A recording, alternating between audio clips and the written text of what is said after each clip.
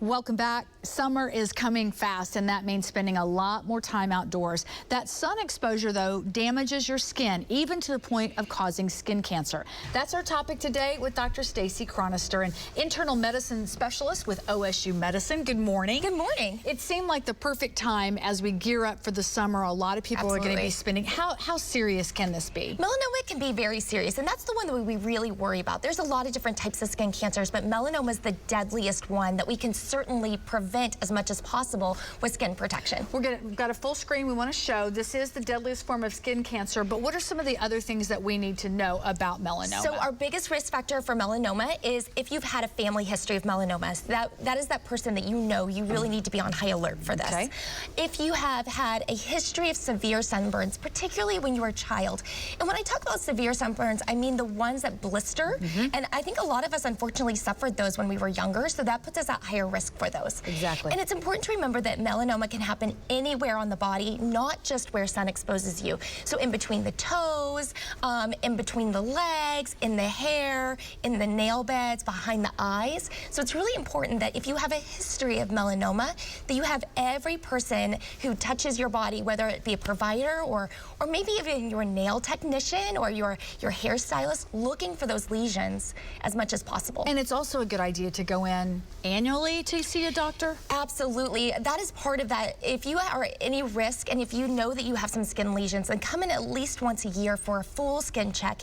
If your doctor doesn't feel comfortable doing a full skin check, then they will certainly refer you to a good dermatologist who knows how to perform one. Let's talk about the ABCDEs. I've heard this forever. Yes. Every once in a while, you know, you might have a mole that pops up and you really don't know, is this something I need to have checked out? So take a look. This is a real simple way to remember. Yeah, so we go through those ABCDEs. So asymmetry, meaning if you were to draw a line down the middle of that lesion, does it look identical on both sides? And it could go down the middle or, you know, up or down or to the side, it doesn't matter. The border of that lesion, so it should look the same and it should be very clear cut all the way around. If one edge is kind of faded away or if one edge looks much darker, we would need to worry about that because that tells me it might be changing. The color, we want to make sure that color is consistent all throughout. That's normal for a lesion. A lot of us have moles and they're normal, right? But they should look about the same. There are certain colors that we would really worry about. So if there's white, gray, kind of that bluish or even a deep red that you see happening within a lesion, those are concerning colors. The diameter, so something greater than 5 millimeters, so about ½ an inch, that's where we start to worry.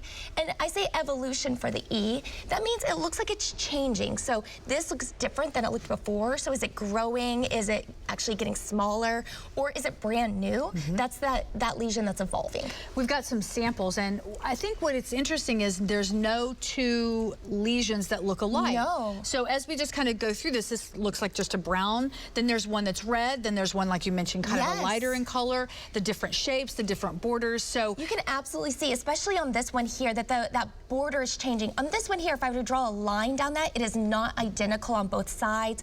The border is faded, it looks a little bit different. It has some of those that patchiness with it and some white and some gray colors into it. I'd be very concerned about the lesion. Well, and I think it's just important to see a doctor. You know, when you notice something that's changing, you are your best advocate. Absolutely. Because you can say, hey, this did not look like this 6 months ago, 2 weeks ago, or whatever that is. Yes. Okay, let's talk about sunscreen.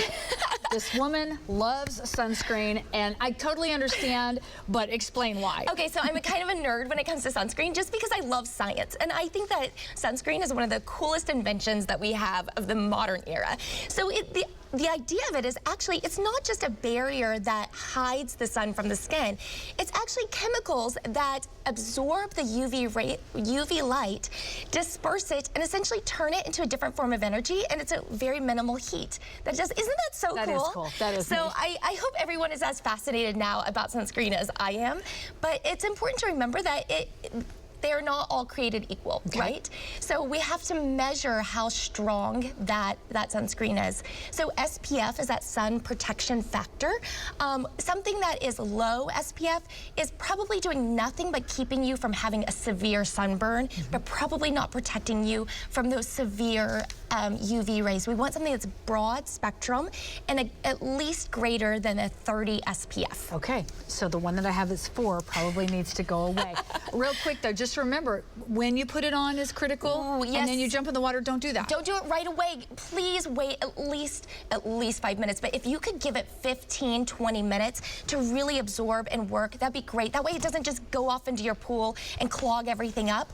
But put on as much as possible. So we're talking probably 6 to 9 tablespoons of that sunscreen to really give yourself a good coating. If you don't feel like you can do that, then go up on your SPF because you want to protect yourself if you're not giving yourself a good enough barrier. Hats, all of that stuff. I mean, I've got to run out of time, but just be very careful when you are outdoors because every part, tops of ears, arms when driving. Yes. Yes. Those are just things that people don't think Absolutely. of. So hopefully you'll have a great, safe summer. And no cancer. There you go. Amen to that. Thank you very much. You're we welcome. appreciate it.